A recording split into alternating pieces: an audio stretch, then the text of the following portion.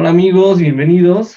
Estamos en una sesión más de la serie de entrevistas edificadores de saxofón y el día de hoy quiero presentarles a un maestro que aparte de ser un excelente saxofonista, también es compositor.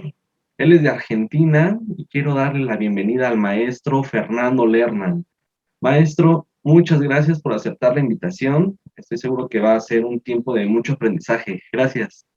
Bueno, muchas gracias a vos por la invitación.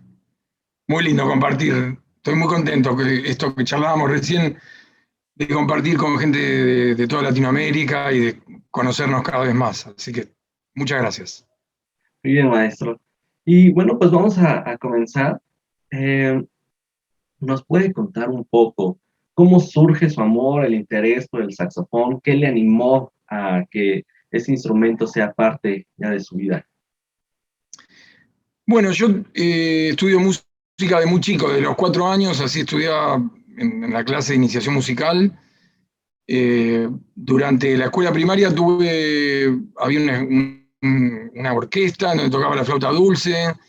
A los 10 años empecé con la flauta traversa, después entré a la escuela de música, al conservatorio, y con el saxofón siempre le estoy muy agradecido a un amigo de mi papá que era baterista, que me mostraba, yo ya tocaba la flauta, y era alumno de flauta en el conservatorio, y él me mostraba cómo en Estados Unidos los dabblers, digamos, tocaban muy bien el saxofón y muy bien la flauta. Por ahí los profesores que yo tenía más conservadores me decían que el saxofón me iba a arruinar la embocadura para tocar la flauta, y él me decía, no, nada que ver, escuchá eh, a Joe Farrell, escuchá a Bad Shank, al contrario. Y bueno, tanto me animó que a los 15 años me compraron el primer saxofón. Este, y bueno, y ahí no paré, o sea, empecé a hacer las dos carreras, me recibí en las dos carreras, y después hice 3 carreras, hice también composición. O sea que soy graduado de flauta, graduado de saxofón y de composición. En ese momento era el Conservatorio Nacional, que ahora es la Universidad Nacional de las Artes. Muy bien. Eh, Y bueno, acá en el conservatorio también luego vemos que hay personas que hacen la doble carrera. ¿Cómo pudo administrar sus tiempos o cuál fue la estrategia que tuvo para que pudiera hacer las dos carreras? eh, es muy buena pregunta. Bueno, yo me di cuenta que iba a avanzar en tanto y en cuanto me dedicara más de lleno, ¿no? Especialmente con los repertorios y con la exigencia de la enseñanza clásica, entre comillas, enseñanza académica. Y entonces yo iba como siempre un poco adelante con la flauta, y en determinado momento ya como que fui terminando la parte de flauta y seguí ahí con saxofón más fuerte, ¿no? Entonces fui compensando un poco, ¿no? Lo que pasa es que también me tocó un momento, te estoy hablando del año 90, 91, 92, en donde acá el saxofón clásico académico estaba recién empezando, ¿no? Si bien mi maestro lo llamaban para tocar los solos importantes, así famosos, de la Arlesiana o de, o de cuadros de una exposición, lo llamaban, no era un saxofonista clásico como se conoce, ¿no es cierto? Eh, y sus discípulos teníamos como una variedad muy grande de intereses, ¿no es cierto? Eh, y digamos que yo era de los discípulos más curiosos y más abarcativos. Entonces, eh, mi condiscípula, que era Mariano del Luzardo, que es una gran saxofonista clásica, se especializó más en eso, ¿no? Se especializó en ser como la primera gran saxofonista clásica de la Argentina, por esos años, ¿no? Por el año 91, 92, 93. Y yo en ese momento me especialicé mucho más en el doblaje, entonces es como que seguí como tocando muy bien los dos instrumentos, y tocando mucho música popular y estudiando composición académica, y bueno, me fui armando un camino un poco distinto, ¿no? O sea, que también es muy lindo también poder contarle esto a los saxofonistas de Latinoamérica. yo tengo la teoría de que Latinoamérica no tiene por qué copiar y ser igual que Europa o que Estados Unidos, ¿no es cierto? Y en ese sentido creo que realmente si nosotros no podemos copiar el modelo tal cual, o sea, acá por ahí un chico está estudiando el saxofón clásico, pero también tiene que ir a tocar merengue, o tiene que ir a tocar bossa nova o candombe, digo, pensando en ritmos de Latinoamérica, ¿no es cierto? Y entonces no está tan divorciado, tan ser saxofonista estrictamente clásico o estrictamente de jazz o estrictamente de música popular. Yo creo que está más interconectado, ¿no? Incluso desde el punto de vista estético y musical, este, yo creo que está más interconectado. Entonces, bueno, también son elecciones y son tiempos, digamos. Hoy en día en mi cátedra yo le doy mucha importancia a la música latinoamericana, especialmente a la música argentina. Eh, También vemos obras de repertorio clásico, eh, pero trato de que tengan una mirada más abarcativa, ¿no? Que esté representada Latinoamérica, que esté Estados Unidos, que esté Europa, que esté el saxofón francés, por supuesto. Eh, y bueno, esa es la síntesis que yo llegué, digamos, 30 años después, ¿no es cierto? Eh, y después también de haber hecho una maestría en música latinoamericana, pero mi idea es que no es exactamente igual en Latinoamérica que en Europa o que en Estados Unidos, ¿no? Claro. Sí, sí, sí. Y justamente lo que nos está comentando del saxofonista latinoamericano, ¿no? Que, bueno, tiene que ir a tocar en muchas ocasiones música popular, ¿no? Para también empezar a sacarlo de los estudios, ¿no? De lo de las cañas principalmente, ¿no? Creo que todos ahí nos identificamos. Y eh, usted, ahorita que comenta de la maestría de música latinoamericana, ¿decidió viajar a otro país o ahí en la misma Argentina usted No, obtuvo todo? yo tuve que viajar, la maestría, yo soy el segundo graduado de la maestría en música latinoamericana. Es una maestría que se creó en la Universidad de Cuyo.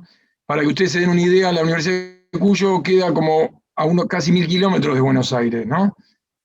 La Argentina tiene 4000 kilómetros de largo y 1000 kilómetros de ancho en su extensión, digamos, mayor, ¿no es cierto?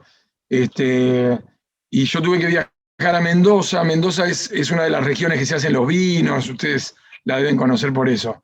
Este, y bueno, ahí hay una universidad muy buena que tiene muchos años de enseñanza del arte, eh, incluso más que en Buenos Aires, porque en Buenos Aires eran conservatorios y en Mendoza ya hace muchos más años que era universidad. Y ahí crearon esa carrera con un criterio realmente muy latinoamericanista con mucha bibliografía, con mucha filosofía también latinoamericana, con ideas de Alejo Carpentier, por ejemplo, con los grandes músicos de Brasil, de México. Yo, por ejemplo, yo no conocía a Silvestre Revuelta, por ejemplo, y lo conocí en la maestría esa. O sea, yo ya era graduado, ya era profesor, y había compositores de Latinoamérica que no conocía, compositores importantes, digo, ¿no? Entonces, la verdad que a mí me cambió la vida hacer esa maestría.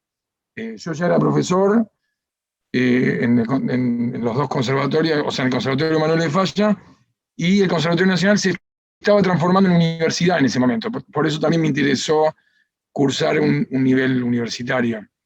Y, y la verdad que me sirvió muchísimo, me cambió el eje de la mirada completamente, ¿no? Claro. Por ejemplo, hay un compositor que yo admiro muchísimo que es Radamés Ñátali, no sé si tú lo conoces. No, no más. Es un compositor brasileño que tiene muchos trabajos para saxofón, tiene dos trabajos que se los recomiendo, que son excelentes, un concierto para saxofón y orquesta, un concertino, eh, para orquesta chica, ¿no? Para quinteto de vientos y cuerdas, este, del nivel del concertino di Bert, realmente. Y después tiene otra obra para saxofón tenor y piano también hermosa y con una dificultad muy interesante y muy representativa de la música de Brasil.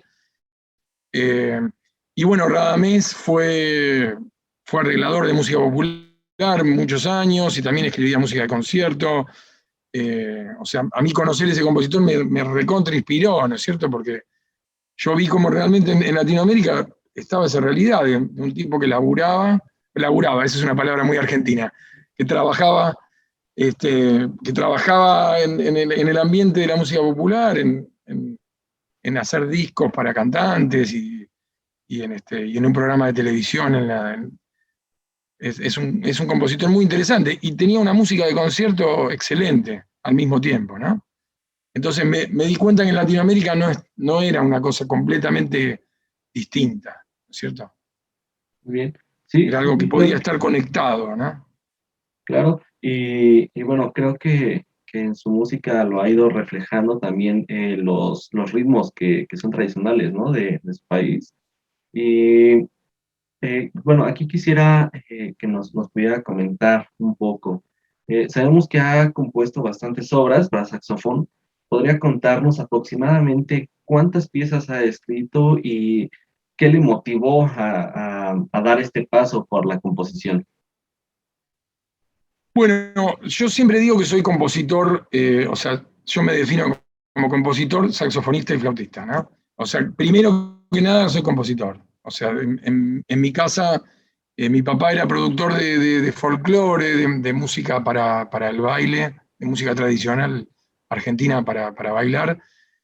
Era productor de discos, ¿no?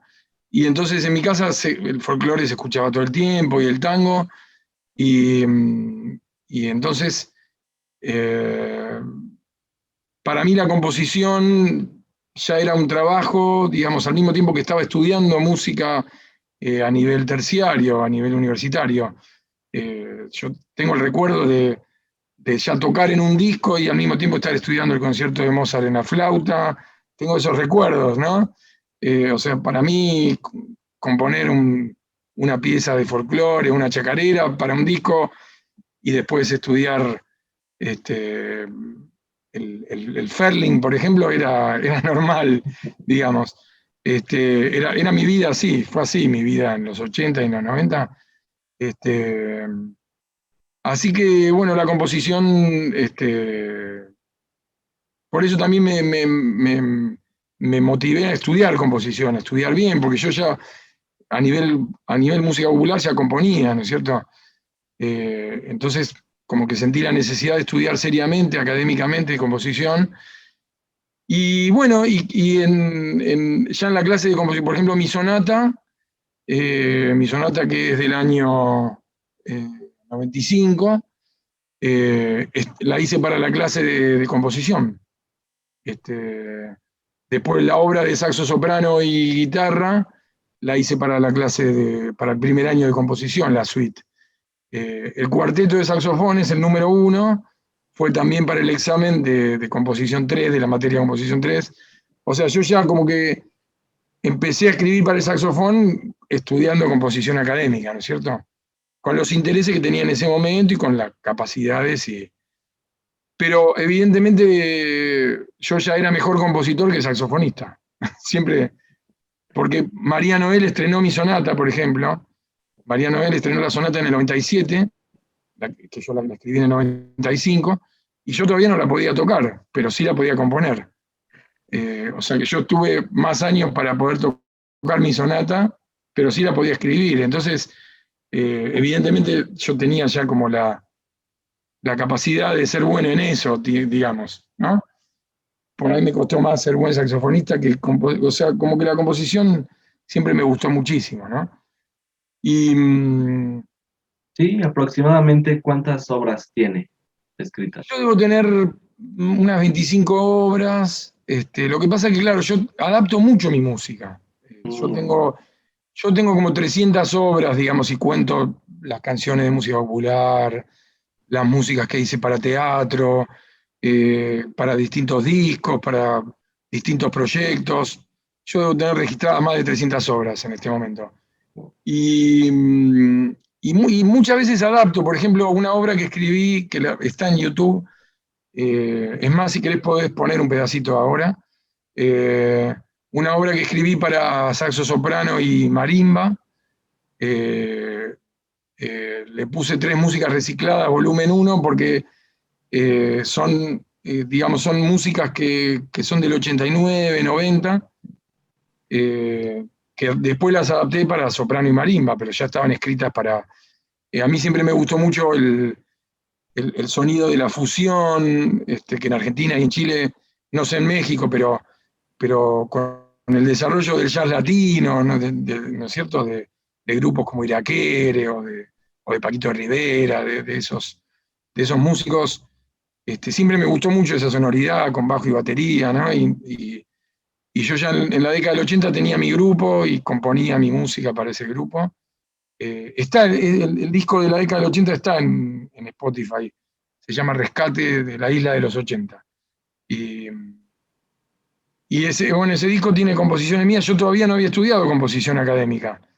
O sea, tengo obras de los 80, tengo obras en donde ya está el saxofón, con ese formato más de música popular y de fusión, de música latinoamericana, con elementos del jazz, digamos, con lo que escuchaba en ese momento, ¿no es cierto? Así que no sé, si yo te digo 25, a lo mejor me quedo corto, a lo mejor son 50, ¿no? O sea, no las tengo. Aparte que también hay una cosa que hago todo el tiempo, hago adaptaciones todo el tiempo. eh, por ejemplo, hay una música que se llama Palvari, eh, que es para el saxofón barítono, ¿no es cierto? Esa música yo la escribí primero para un cuarteto de jazz argentino, ¿no? Está en YouTube, está la versión de hace como 15 años. Eh, Después me pidieron una versión académica. Entonces escribí la parte de piano. Y después me pidieron una versión para cuerdas. Entonces, eso lo hago todo el tiempo, hago muchas versiones. Después hay una obra, por ejemplo, que se llama Entongue, que me la encargaron de Australia, un amigo, Jake Burns, de Australia. Esa obra, el encargo fue para saxofón barítono y acordeón, pero me quedó tan bien armada la obra que yo después la hice para barítono y cuerdas, para soprano, barítono, cuerdas y bandoneón. Después hay una versión muy linda en YouTube que de unos amigos chilenos, de Calen justamente. Esa versión este, está para soprano, barítono, marimba, bajo, batería y percusión. De entongue, siempre la misma pieza entongue. Después hay otra versión para sexteto que está también en YouTube, sexteto de saxofones y piano bajo batería para un noneto. O sea, a mí me gusta mucho reciclar la música, arreglarla, reorquestarla a veces, hacer nuevas versiones, inventar nuevos. Por ejemplo, ahora que estoy haciendo un disco de todo saxofón y piano, y tengo ahí unos trabajos que de alguna manera los replanteé, ¿no es cierto? Y armé como trípticos que se puedan tocar como cualquier obra de 3 movimientos, un movimiento rápido, un movimiento lento, un movimiento rápido. Entonces también por ahí armo trípticos con piezas que tengo y las saco y las pongo de un lugar, del otro. O sea, me gusta que la música circule mucho, porque los compositores no tenemos tantas oportunidades. Yo tengo la suerte de que algunas músicas se tocan y se van conociendo en Latinoamérica, en Europa. Tengo algunos intérpretes que empiezan a tocar alguna música mía. Por ejemplo, tengo un amigo catalán que grabó la suite para saxofón solo. Eh, y de mis amigos australianos también. Bueno, en Latinoamérica tengo mucha gente que toca mi música, en Chile. Eh, pero las oportunidades no son tantas. Entonces, todo lo que sea, por ejemplo, si alguien me pide, yo le digo, ¿y qué te parece si esto lo reorquestamos? O esto que era para cuarteto de saxos, le agregamos percusión. O sea, estoy todo el tiempo reciclando. Aparte me Claro. parece muy ecológico también. Sí, es muy Pero, bueno. pero me parece que es también una manera de ver la música, ¿no es cierto? Porque es verdad que puede haber una pieza excelente con sus efectos y con sus cosas especial para un saxofón o especial, eh, y me parece perfecto, pero también hay músicas iba a decir aguantan, pero no me gusta, o tampoco es que soportan, o sea, hay músicas que suenan bien con distintas orquestaciones, ¿no?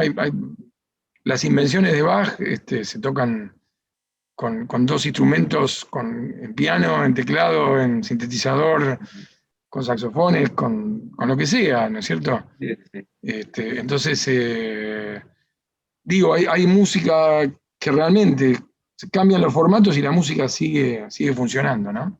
claro. Y a mí me interesa eso, me gusta eso.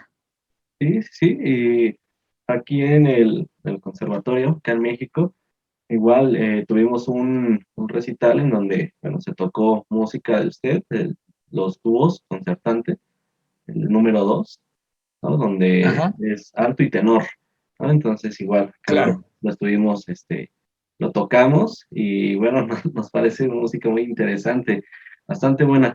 Y bueno, nos comenta que tiene encargos de saxofonistas de otros países. Entonces, ha escrito Sí, bastante también para otros países.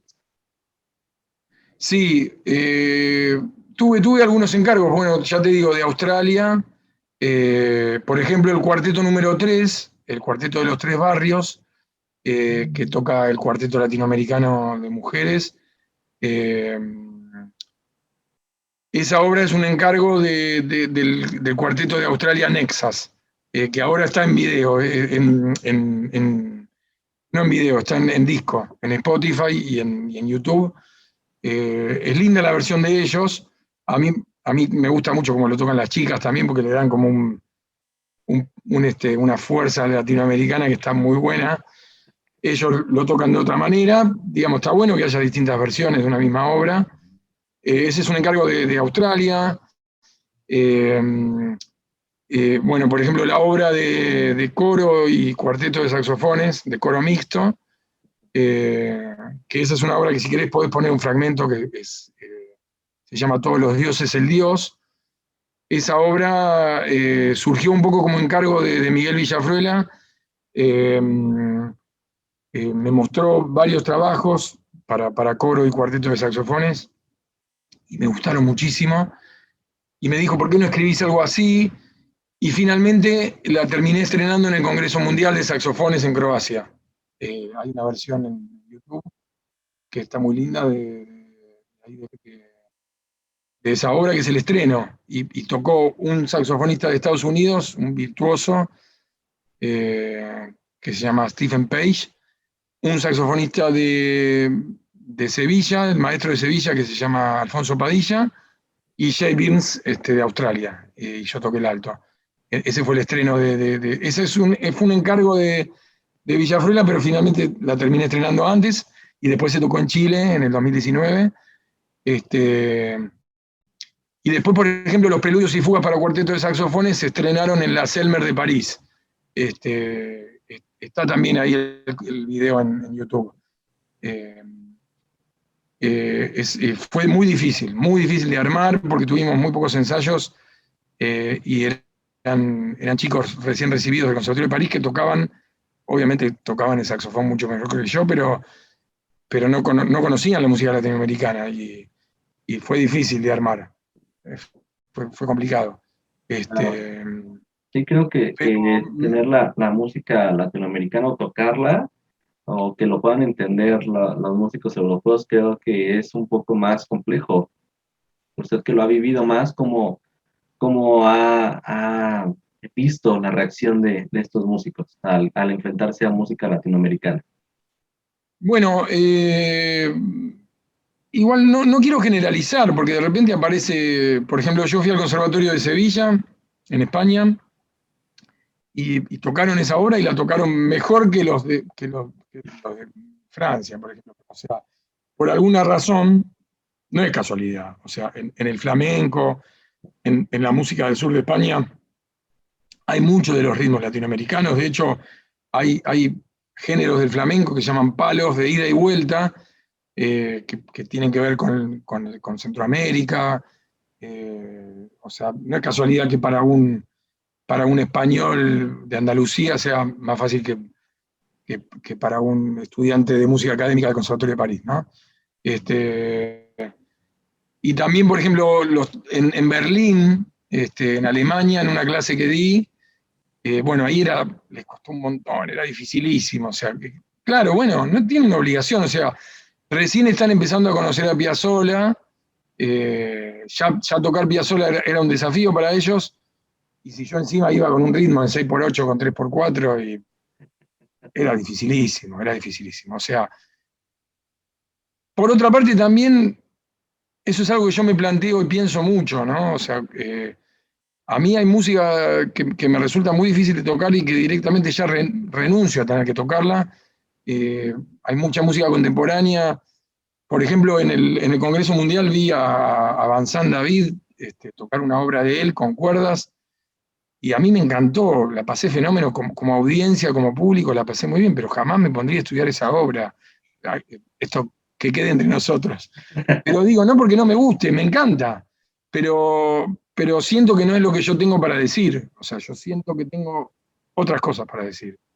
Y tengo ¿cómo decirlo? Otra inquietud musical distinta, ¿no? Es como que mi nervio y mis ganas de hacer música pasan por otras músicas distintas. Entonces, también yo tengo una edad en donde ya puedo elegir qué tocar, digamos, puedo elegir, eh, digamos, yo ya estoy graduado, estoy haciendo mi doctorado lo estoy haciendo sobre algunas músicas del repertorio europeo y del repertorio latinoamericano, y voy a escribir una obra propia también para ese proyecto.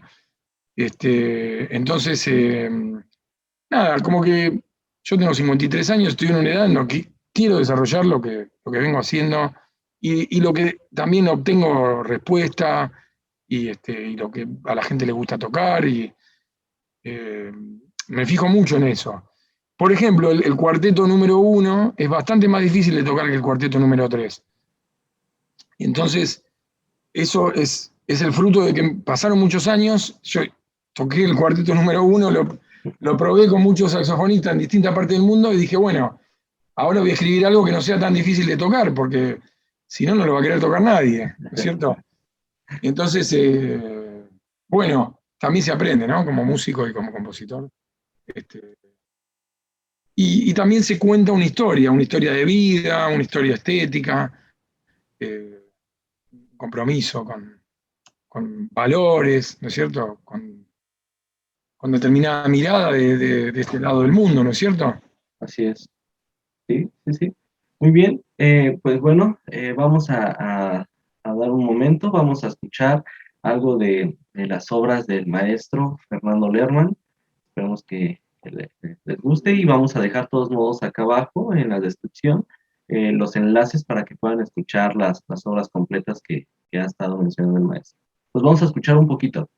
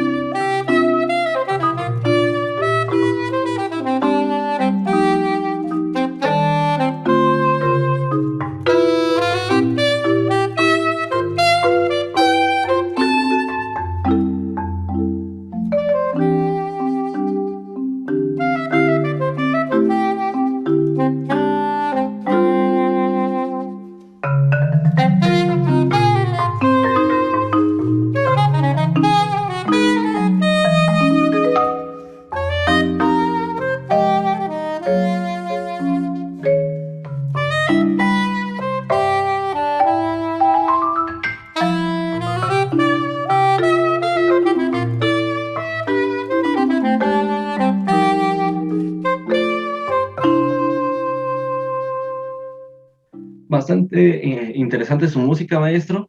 Cuéntenos, ¿hay algún sitio web donde podemos conseguir las partituras de lo que acabamos de escuchar? ¿O cómo podemos tener acceso a ellas? Sí, la mayoría de mis obras están en fernandolerman.com.ar. Este año cambió, antes se llamaba .com y ahora quedó .com.ar, les aviso a todos. Muchos se han bajado y lo pueden bajar gratuitamente. Lo único que les pido es que me vayan contando si tocan mi música.